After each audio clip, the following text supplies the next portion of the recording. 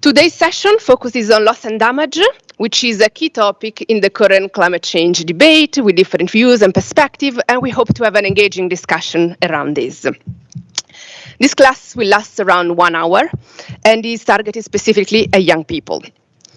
It will be divided into 3 segments. We will first have an introduction to the topic and how it is relevant for the current negotiations, delivered by Eva Mukairanga and Shreya Kessi from the Loss and Damage Youth Coalition, who are there. This will be followed by a second intervention on the analysis of what constitutes loss and damage and how to calculate it, delivered by Mr. Alvaro Rojas Ferreira, Senior Project Associate at UNU Institute for Environment and Human Security. And then we will have the possibility to exchange and have a dialogue around the presentations and ask any question you may want to ask our speakers. And this will be also moderated in collaboration with a fourth expert, Irfan Hulla from UNICEF and the Global Center on Adaptation Youth Advisor. We will then close the session and continue with the program of today. Now, before we start with the first presentation, we want to take a minute to understand who is in the room with us. So I would like to ask you to raise your hand if you come from one of the following regions. So who is from Africa here? Okay, good representation. Who is from Asia originally? Okay, 3-4 people. Who is from Europe? Myself as well. Who is from the Middle East? One representative, great. And from the Pacific, anyone? Perhaps online. And who among you is a scientist? Any scientists? North America, right. And Latin America. Anyone from North America? Perfect. Anyone from Latin America then?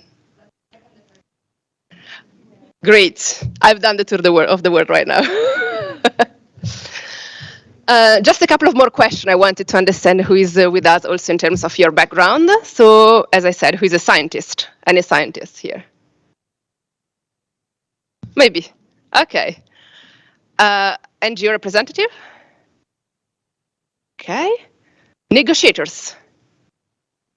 Okay, quite a mix. And an international organization representative? Okay, a very good mix. I think they will lead to great discussions. Thank you so much for being here, and I give the floor to our first speakers, Eva and Shreya, who will give a presentation about loss and damage. Thank you.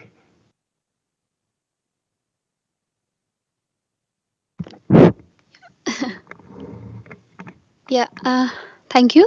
Good morning, everyone. Namaste. My name is Shreya. I am from Nepal. I'm representing Loss and Damage Youth Coalition, and I will be just talking about the basics, ABC of loss and damage. Thank you. Good morning, everyone. My name is Eva Mukairanga. I'm also part of the Loss and Damage Youth Coalition. Thank you. Yeah, thank you for joining us here today. So as I said before, I will be just talking the basics, the brief about loss and damage, why we are talking about loss and damage, what is loss and damage, and why it is so serious and urgent issue that needs to be addressed.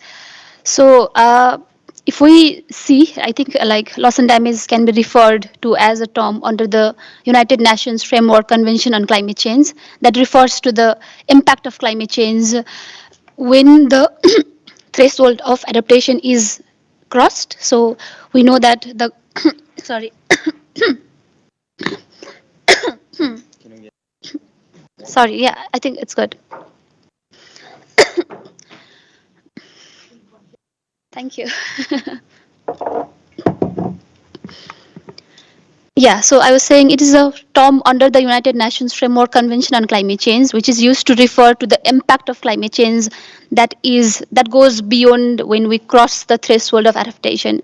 So if we see the current global warming is like around 1.2 degrees Celsius. So even though we are not yet reached to 1.5, even though like we are in 1.2, the impact of climate change has already been so severe. So there are limits to the adaptation work that we can do. So when the limit is crossed, so we talk about loss and damage. So it is referred to as the negative impact of climate change that is not avoided even after the mitigation and adaptation work. And in loss and damage also, so we can say that there are both slow onset event and hard onset event. For example, loss and damage can also be seen as like increase in the sea level, or like ocean acidification, salination, that becomes like severe and severe as we go time. But then there are also hard extreme events such as the loss of livelihoods from a big violent storm, floods, even cyclones. So that can be referred as the hard onset event. And so loss and damage, so there is like two different terms. So loss is like the things that is irreplaceable. For example, uh, when we have like huge disaster flood that swipes away an entire village, then that can be referred as irreplaceable. For example, I come from Nepal, a Himalayan country that has like world's highest mountain in the world. My hometown is Solukhumbu, which lies at the lap of Himalayas. So we always lie at the forefront of facing this impact of glacial lake outburst flood.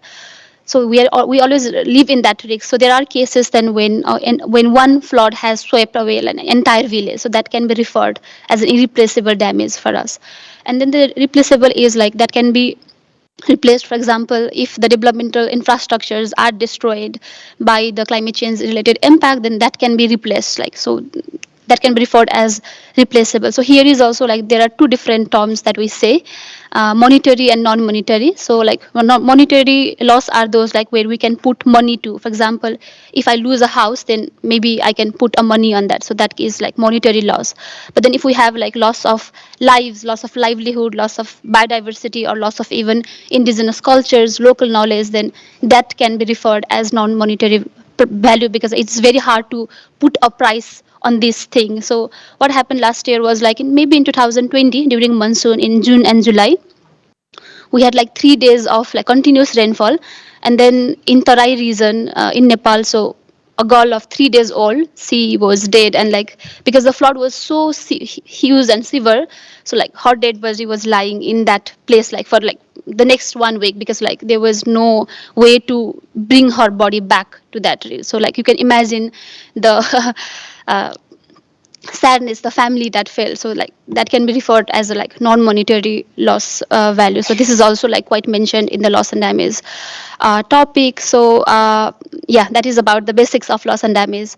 And if we see like loss and damage was brought in the like negotiations, in the discussions by AOC's Alliance of Small Island States, even before UNFCCC was formally established in 1995. So in 1991 they brought this issue. So like there was no such huge momentum across loss and damage during that time. So until it was in Bali, maybe in COP13 in 2007, and then we had that also led to the establishment. Like after that, there was huge momentum on loss and damage and so on, and that led to the establishment of WAR's international mechanism on loss and damage. And then we can find single standing article on loss and damage in the Paris Agreement also. It is referred in the Article 8, so that is how it is like included in the loss and damage processes.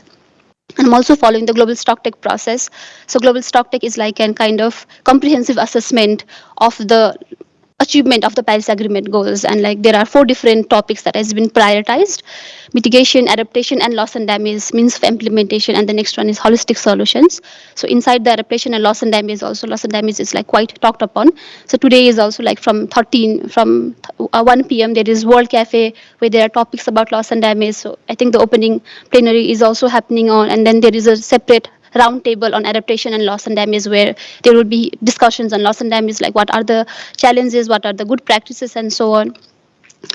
So yeah, now going deeper into the negotiations, I'll give the floor back to Eva to talk more on this. Thank you for your attention. Thank you so much, and I'll continue with what's happening within the UNFCCC around loss and damage. So loss and damage is more integrated into the Paris Agreement within the Article 8, but so far there have been, as Shreya mentioned, the loss and damage was brought out in 1991, but there has been some development and progress achieved on loss and damage. So you can find loss and damage within the Paris Agreement on Article 8, but there was also the establishment of the Santiago Network for loss and damage. This was an outcome for the review of the Warsaw International Mechanism, which was established also to address loss and damage. But within the WIM, they identified 3 functions, and the third one was enhancing action and support, including finance and technology and capacity building. So during the review of the WIM, they saw that the third review of action and support is not very well implemented. So at COP25, that's when the Santiago Network for Loss and Damage was established with mission of regional say to catalyze the technical assistance from relevant organizations and to provide it to vulnerable countries. So that's when the Santiago Network was established, and during COP26, they agreed on the function of the Santiago Network, and during COP27, they agreed on the institutional arrangement of the Santiago Network. This includes a host secretariat, an advisory body, and also a network of different organizations. During this SB session, there have been 2 proposals for hosting the secretary of the Santiago Network. That's what the parties will be discussing on. So the first proposal is from UNDRR, and the second proposal is from the Caribbean Development Bank. So hoping that parties will select a host secretary for the Santiago Network and be approved at COP28. And there's also the Glasgow Dialogue, which is also a place where loss and damage is being discussed. The Glasgow Dialogue came, developing countries and the G77 proposed during COP26 to have a loss and damage finance facility, but this wasn't achieved. But as a compromise, there was a decision to establish the Glasgow Dialogue. And there has been, right now, there will be the second Glasgow Dialogue during the SB sessions. And so far, the first fear was that the Glasgow Dialogue won't lead to an outcome of a loss and damage fund. But during COP27, parties agreed to establish a loss and damage fund and the funding arrangement on loss and damage. So the focus of this Glasgow Dialogue will be on making sure that operationalizing the loss and damage fund, and also the element of the funding arrangement for loss and damage.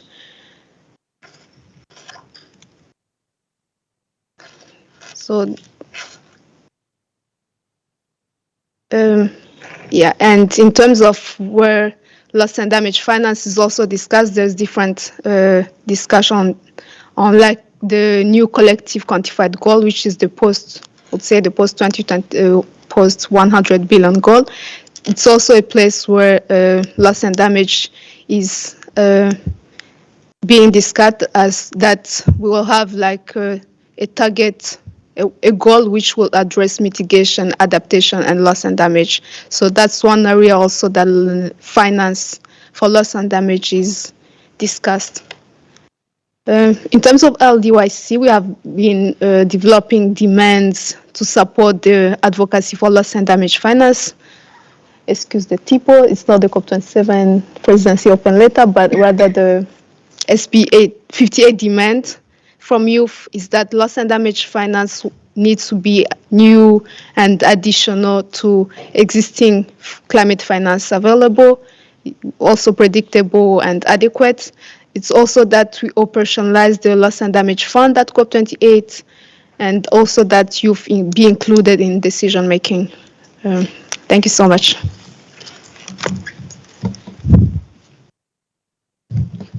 Great, thank you very much, Eva and Shea, for this introduction. I'll now give the floor to Alvaro for the second part on what constitutes loss and damage.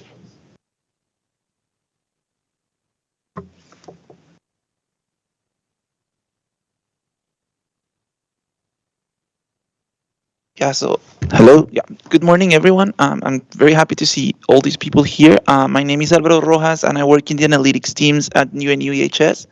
My focus is on analytics, and we're working on loss and damage as a way to support the process.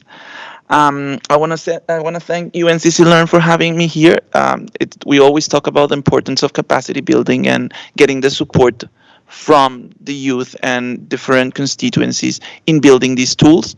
We don't believe so much in top-down tools that tell people what's wrong or what they need. We really would like to make this collaborative. So I named this presentation co-creating tools for loss and damage, because the approach that we always base is very strongly supported by consultation, but also collaboration. And our hope is always that whatever work we do could be further taken by local experts.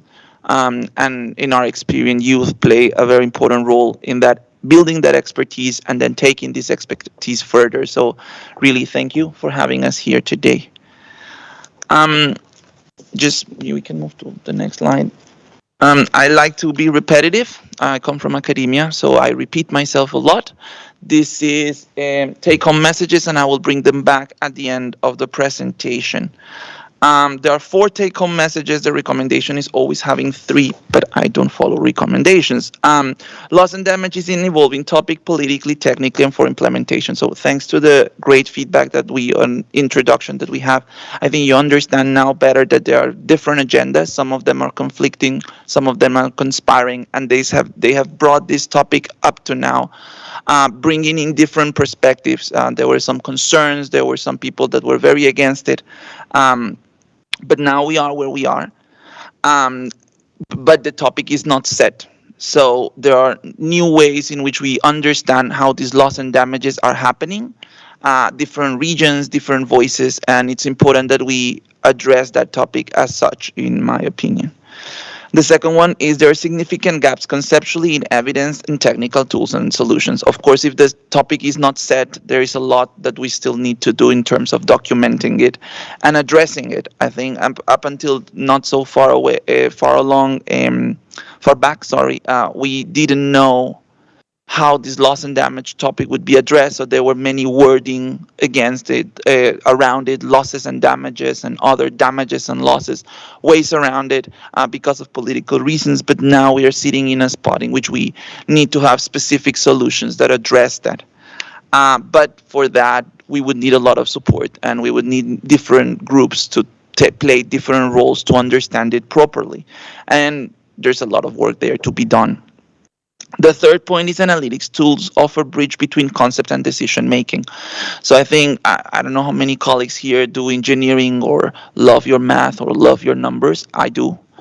And the reason I do is because they help inform. They're not the only or most efficient way to inform in all scenarios, but very often putting a dollar sign next to what we can talk about is useful for both action and understanding what steps to be taken. So analytic tools are that bridge to inform those decisions, and it's only as useful as those decisions can be made.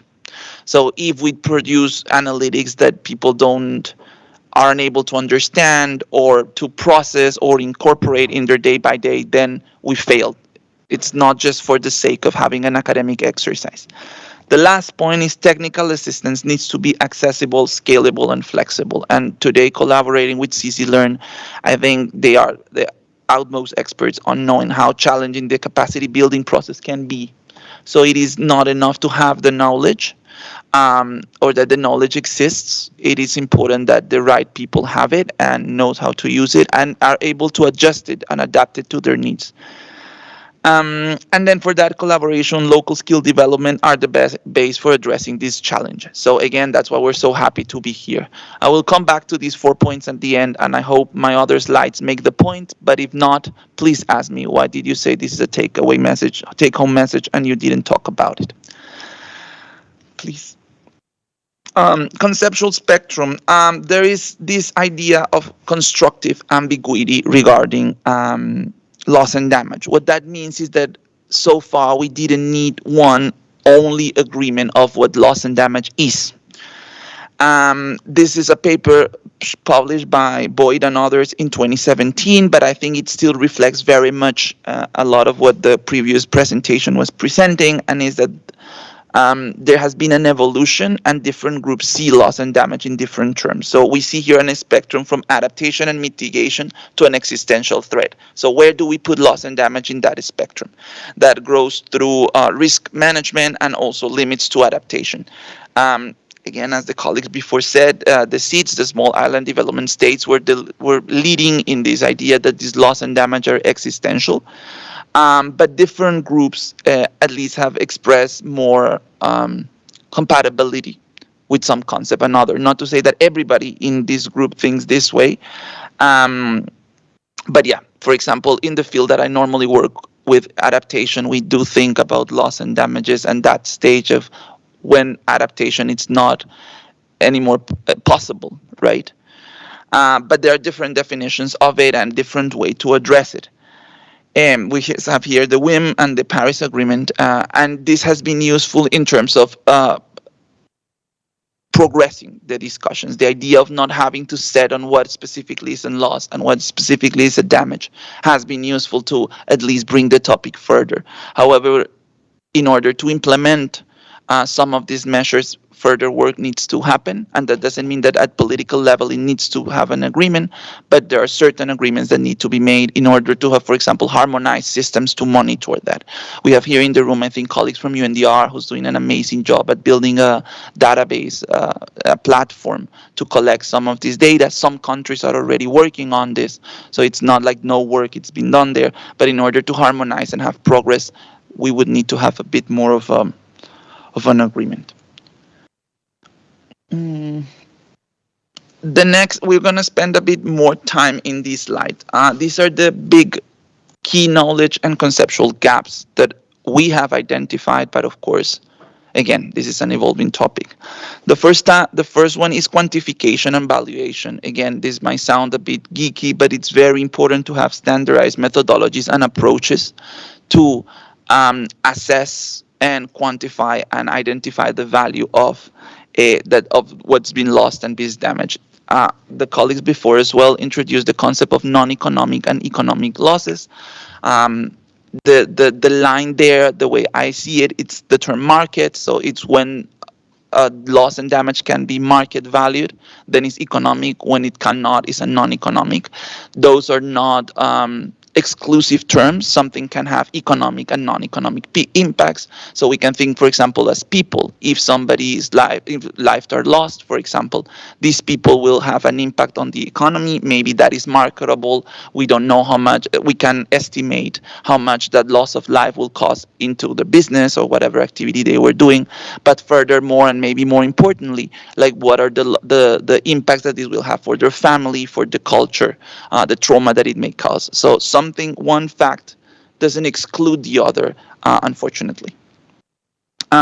There's also the discussion on loss and damage on onset versus sudden impacts, events, right? So sudden events, adaptation and risk management have already worked with them a lot, which is a hurricane, flood, drought, although drought is a bit more of a longer term, but those are extreme events, right, within the average conditions that happen during a period of time. There are these low onset events, and the obvious case is sea level rise, which is something that it takes longer but have much more of a consistent impact on livelihoods.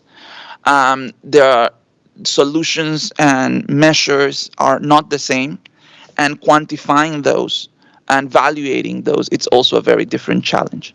Second is attribution and causality. This is about estimating how much climate change has actually linking climate change to these impacts, to some of this, economic and non-economic impact. There are challenges in doing that, doing it timely. The efforts that are available now are normally done for like very large scale events. But if we want to estimate this and take some measures and from different perspectives, this is a field in which progress needs to be done. Regional and sectoral variations, there are imbalance in data and documentation, and there's also imbalance in the voices that have made science available. So the countries that produce scientific research are, the scientific research comes overwhelmingly from the global north. Um, that is something that we really need to figure out ways to address it in a ways that are effective. I'm a big fan of AI as maybe providing the tool to support this, but that is just my opinion. There's also data limitation, again, in the way we've documented it through time and the way we're documenting, especially slow onset events and non-economic losses. And then that leads us to the fifth point, which is social and non-economic losses. There is heritage, there's also trauma, there is several things, but it's important here to understand that it is not just about data, numerical data, one, qualitative data too, but it's also very often we lack a system to incorporate storytelling in a way that is effective. Very often, we, for the non-economic losses and damages, we need to hear what happened from people that goes beyond a number. So I met this colleague from Vanuatu, and she was expressing a lot of sorrow because her family, her kids, her childhood, the memories of her childhood are all surrounded coconut and desserts and coconut food and mixes. And she said that because of some climate impacts, her children now are 10 years and they haven't grown or experienced this in the way she have. So how do you document that? How do you quantify that? How do you aggregate or harmonize those type of experiences? That is a big challenge.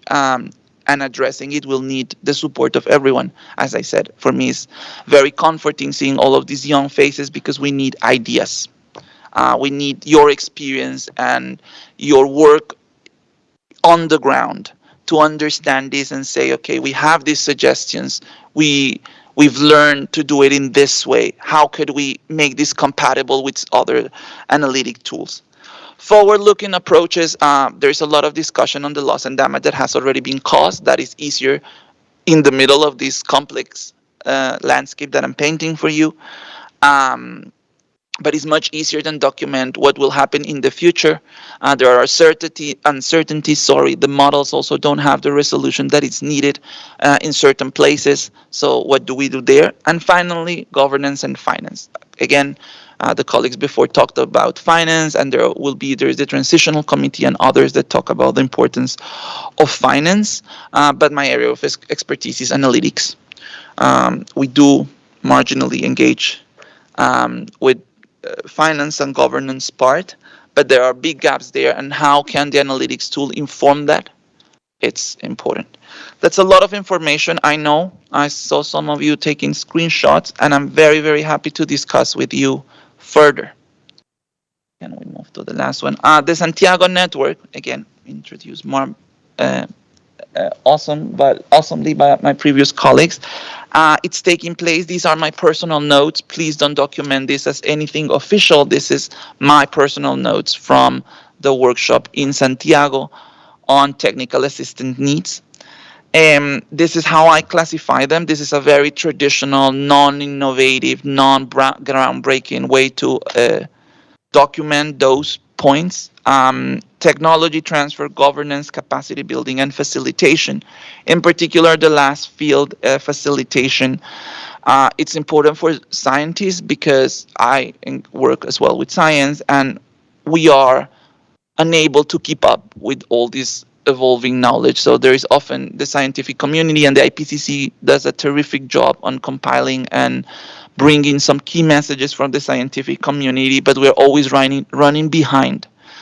So sometimes we say, oh, the science is set on this and that. Well, first, that's an interesting question because the nature of science is to question.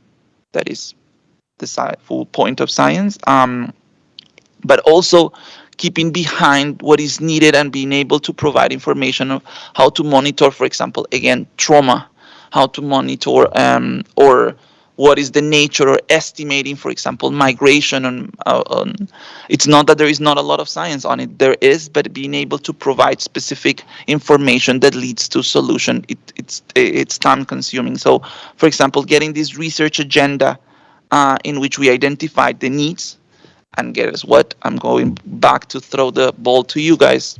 how the youth and new generations can really push and lead in this research. It's extremely, extremely important. And there's also the topic of standards there, documenting, identifying loss and damage. It's also something that may sound obvious, but it's not so to identify loss and damage.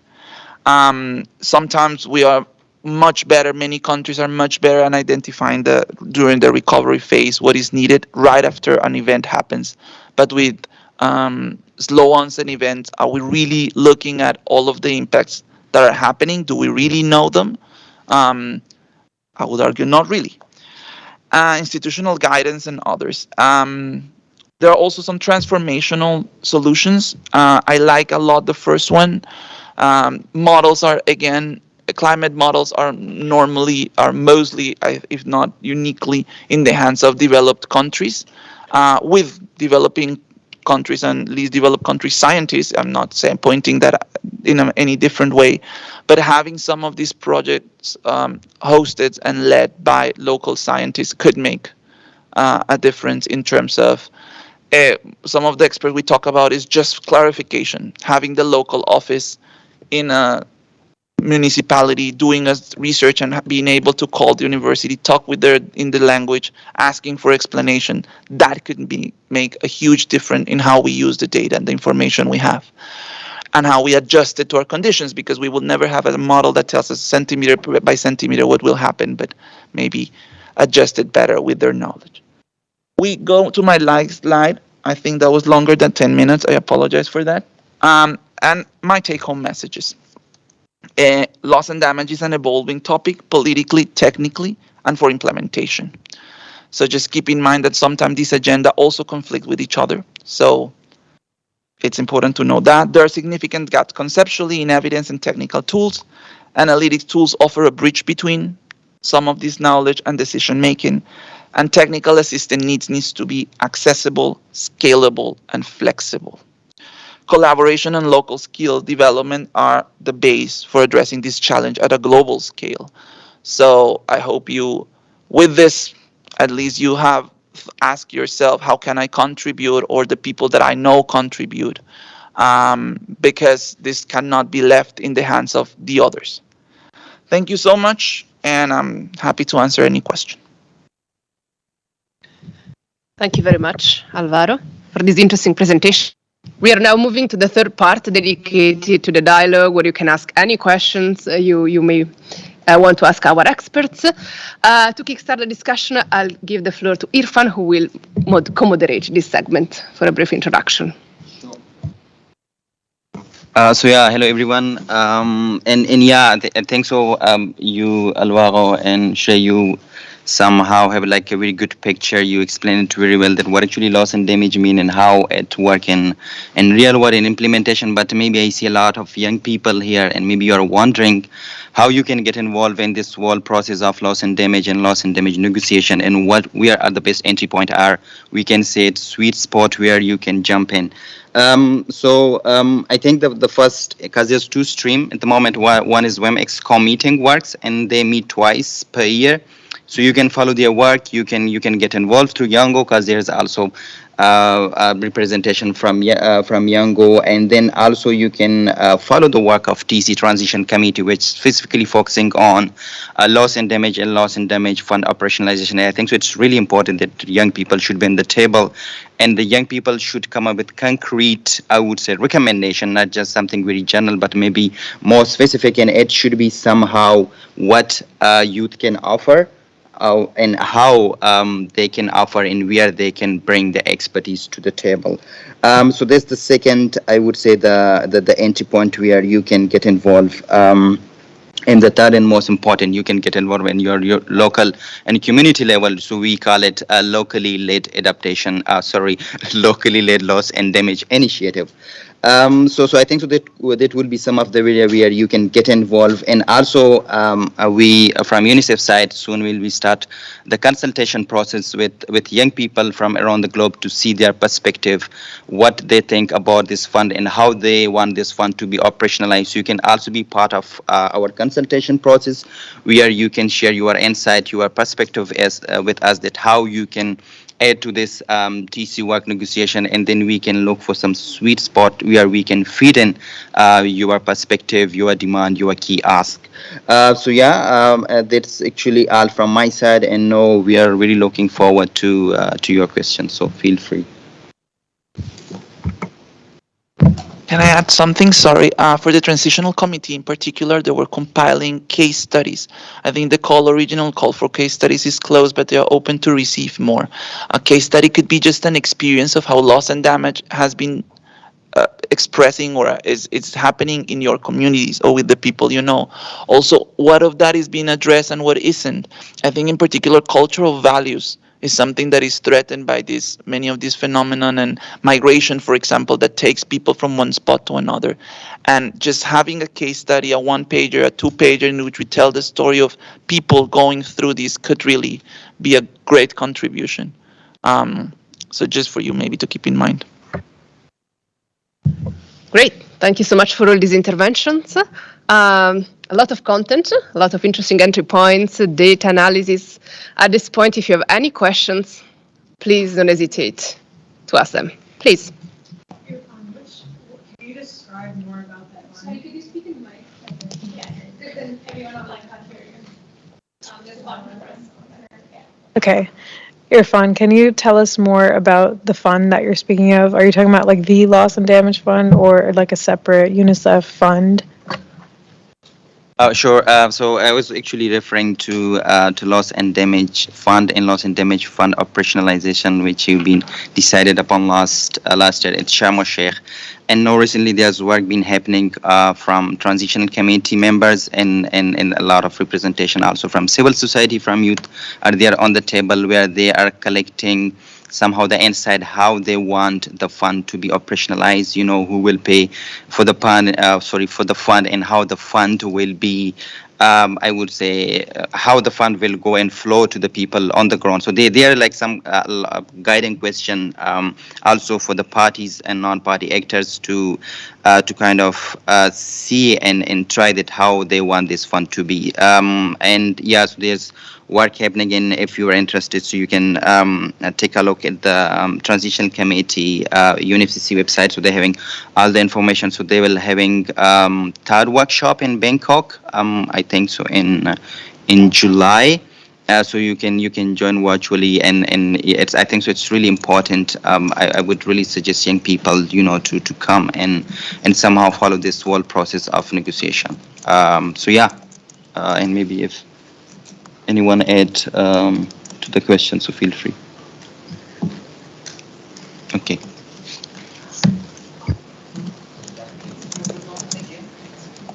Oh yeah. Is it working?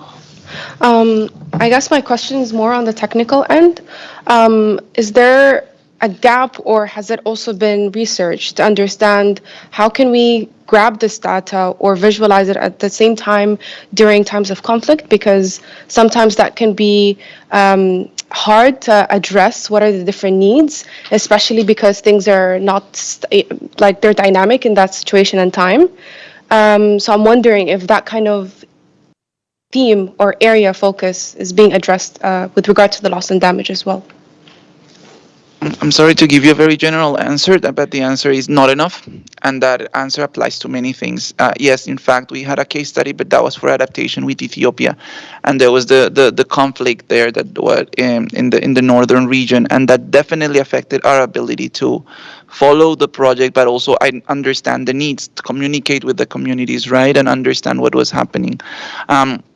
Also, conflicts are quite unique, so it's really hard to know, for example, how long they will last and how some of the long-term impacts. So there is research on it for sure. The overlap or the additionality that will cause due to climate change, it's hard to estimate. It's hard to attribute, but it's definitely a lens that is needed, and it's a lens that is brought up. I remember last year in COP by Afghanistan, for example, in which they were saying, okay, there's a lot of attention that for many reasons we're receiving, but we're also losing a lot of the support, and the need's still there. The suffering is still there. So yeah, definitely it's a heavy complication. And again, in terms of analytics and quantification, to estimate how much worse the loss will be in the conditions of conflict, for example.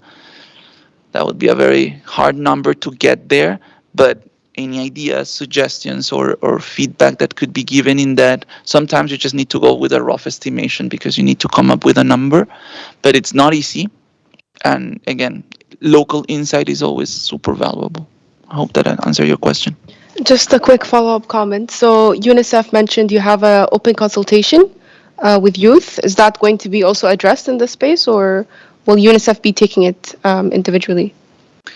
So yeah, UNICEF will start very soon the consultation process. So we're having a partner, Yango for sure will be there, and LDYC, Loss and Damage Youth Coalition, and also we are thinking of involving the broader UN MGCY, United Nations Major Group for Children and Youth. So our focus is on youth for sure, but also we want to bring children to this whole process of loss and damage fund and fund operationalization. So we will share soon the updates on it, the exact dates when it's gonna be happen, and yeah, hopefully you will receive the email soon in coming weeks or two. Yeah. But also feel free to write an email so if you're interested more in our work, and if you are interested to get involved in UNICEF work, which we do, so feel free.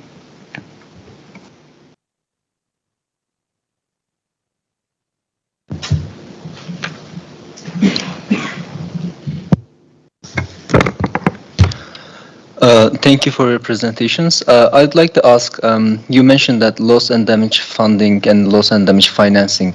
So I'd like to ask, what is the difference between the conventional insurance mechanisms and the loss and damage funding and financing? Thank you. So the transitional committee right now is focusing on gaps, right? So at least my interpretation of how I follow the negotiations. So there is some finance that it's covering some of those needs. Insurance, for example, is very useful for extreme events. There's a lot of progress on something that is called parametric insurance, which don't need to go and quantify the damages, but once the environmental conditions, the weather conditions reach a certain level of precipitation or heat or something, it triggers already some payments. So the insurance is definitely a useful tool to address some of this, provide finance timely to avoid further losses and damages. But of course, it's not the only solution. There are different funds. There is something called the Global Shield.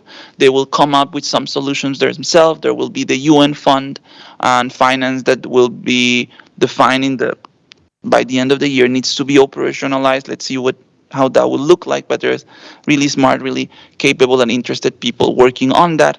But insurance would be my answer. My quick answer to that would be part of it. It is needed. There are many places in the world, developing and least developed countries, in which insurance is not available for those who are in need.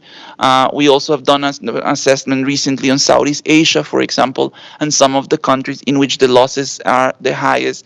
The insurance enabling environment is non-existent or non-adequate. So it is a solution. It needs to be worked out. It needs to be improved, but it's not a silver bullet. So there will need to be many other solutions. Some of them grants. There are there's a layering system that suggests different types of solutions for some of them, so the countries don't rely on emergency relief only. It's part of it, I would say. Yeah, and maybe just to add to what Alvaro mentioned. So yeah, insurance is for sure one of the funding arrangement, but it's not a silver bullet for sure. So there's could be other options in which are also under consideration in the TC Transitional Committee, and it could be blue bond, levies, taxation on polluter. So there are many options for the funding arrangement, and insurance is one of them. Yeah.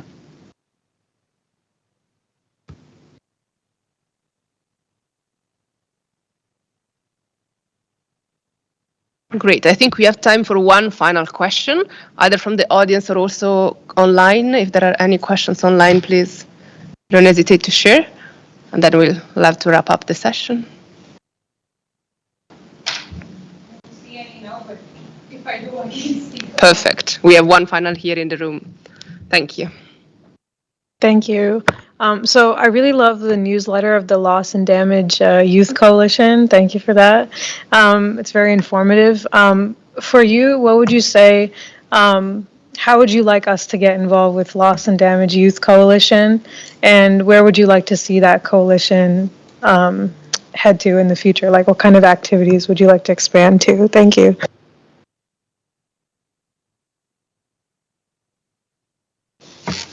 Thank you for asking the question. So, if you go to the Loss and Damage website, there is a membership form which you can apply, and then you will receive the email from the communications team to be a member. There are different working groups, training, advocacy, and so on. So, I'm in the advocacy working group, so we prioritize more on like what is happening in the negotiation, how can young people build our position forward and so on. So we work on so many different things. So there is absolutely an opportunity to work in those aspects. So I think, yeah, if you fill those membership form, you will receive all of the information on how to be engaged, and you can also choose on which specific part you want to work on.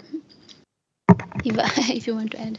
Yeah, just to add on all of the colleagues mentioned on the storytelling, I think we're all being feeling loss and damage in different contexts, and we need to understand how loss and damage felt in different regions. So I think the storytelling part is very important in this process of establishing the loss and damage fund and identifying different elements of the funding arrangement. So I think that will be helpful in terms of how you've contribute. Yeah, thank you.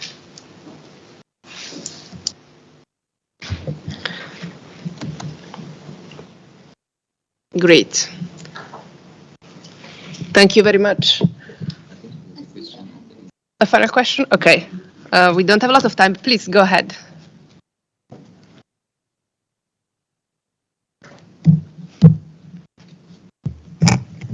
Thank you so much.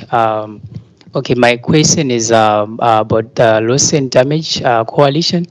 So I want to ask right now, the issues that we are only concentrating on the people who are connected.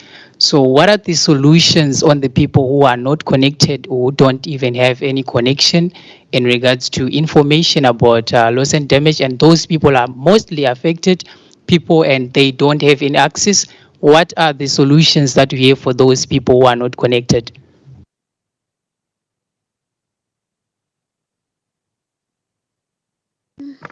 Thank you for asking that question. Sorry, I think I don't, I didn't understood it correctly. Like, do you mean how do we connect our work to the people who is not connected to our network?